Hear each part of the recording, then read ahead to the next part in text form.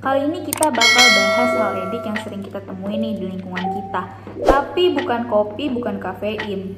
Kok bikin candu ya? Apalagi kalau bukan medsos. Zaman sekarang siapa sih yang gak main medsos? Mulai dari anak-anak, remaja, dewasa, semuanya udah punya akun medsos.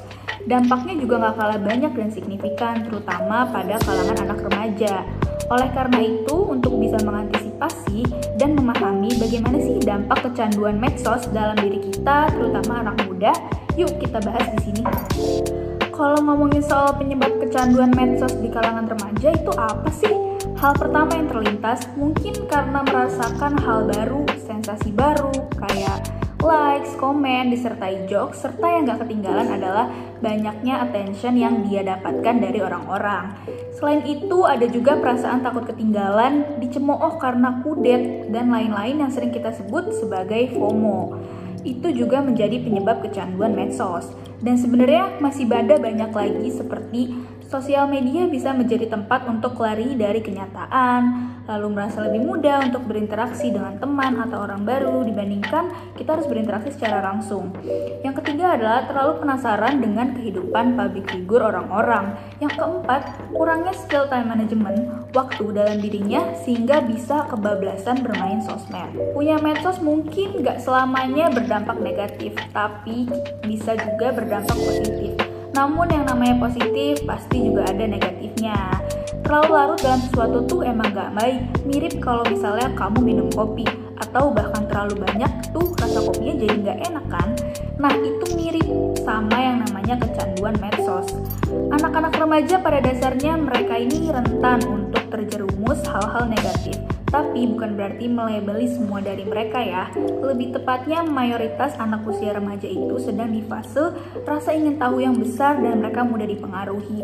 Jadi nggak heran nih kenapa kecanduan medsos ini lebih sering terjadi pada remaja dibandingkan oleh orang dewasa. Medsos sendiri mempunyai banyak fungsi positif, seperti memudahkan interaksi dan membangun network dengan orang yang ada di luar sana, dan juga membuat lebih berani dalam mengekspresikan diri.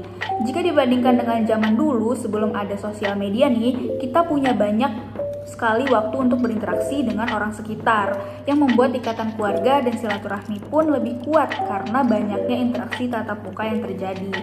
Tapi nih, dengan adanya medsos juga menyebabkan kurangnya interaksi tatap muka dengan orang-orang yang ada di sekitar kita. Contohnya aja nih, sekarang di dalam satu tempat yang isinya orang-orang, itu mereka biasanya sibuk dengan medsos mereka dibandingkan harus berinteraksi dengan orang-orang di sekitarnya. Ibarat kata ya, yang jauh terasa dekat dan yang dekat terasa sangat jauh atau bahkan tak tergapai. Nah, keberadaan media sosial ini mengancam interaksi sosial dari face-to-face interaction berubah jadi media sosial interaction. Akibatnya, banyaknya sifat individualis dalam diri remaja pada masa sekarang. Mulai dari mereka nih jadi malas bersosialisasi secara langsung dan berujung perlahan-lahan mereka akan menjadi ansos atau antisosial. Nah, ngomongin tentang kesehatan mental, penggunaan media sosial berlebihan juga menyebabkan masalah pada kesehatan mental.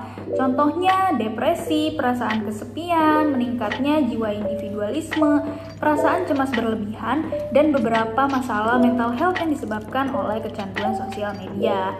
Hal itu biasa timbul dari adanya perasaan FOMO ketika melihat update sosial media orang lain yang membuat mereka tuh membandingi keadaannya dengan orang-orang yang ada di medsos.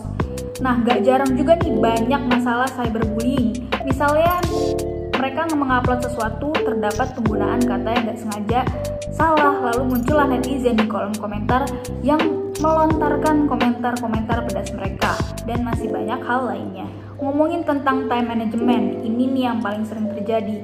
Awalnya kita iseng-iseng untuk cek sosial media kita beberapa menit aja, tapi tanpa disadari ternyata kita udah scroll media sosial kita tuh berjam-jam.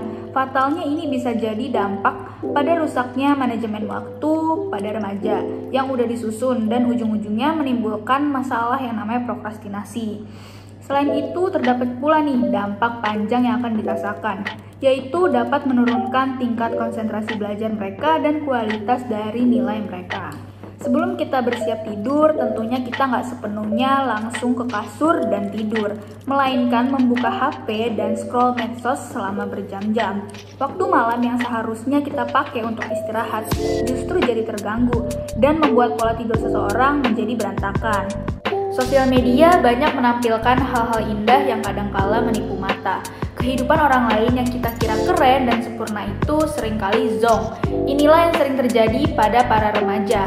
Mereka terus membandingkan diri mereka dengan para model, selebgram, maupun orang-orang lain dengan diri mereka sendiri. Akibatnya, hal ini berdampak negatif pada kepercayaan diri mereka. Karena mereka selalu merasa bahwa diri mereka tak lebih baik dari orang-orang yang mereka lihat di sosial media. Nah, jadi ekspektasi dan realitasnya jauh sekali berbeda. Karena kenyataan di luar sana itu bisa berupa settingan belaka. Apa yang kita bayangkan, bahkan mungkin kehidupan mereka sebenarnya sama dengan kita atau bahkan jauh lebih sulit. Nah, kesempurnaan palsu yang dilihat oleh para remaja di media sosial ini yang membuat menurunnya kepercayaan diri pada mereka. Nah, kesimpulannya, menggunakan medsos untuk mencari dan mendapatkan informasi itu emang bagus. Tapi kalau terlalu dalam, dampaknya juga bakalan bahaya loh. Oleh karena itu penting nih adanya peran aktif dari keluarga, sekolah, dan bahkan juga pemerintah untuk membantu pencegahan ini. Salah satu contoh simpelnya nih kalau dari orang tua bisa dengan monitoring penggunaan medsos pada anaknya. Kalau untuk sekolah dan pemerintah dapat berupa sosialisasi dampak buruk dari kecanduan medsos tersebut. Perubahan zaman ke zaman, baik dan buruk tentunya terus-terusan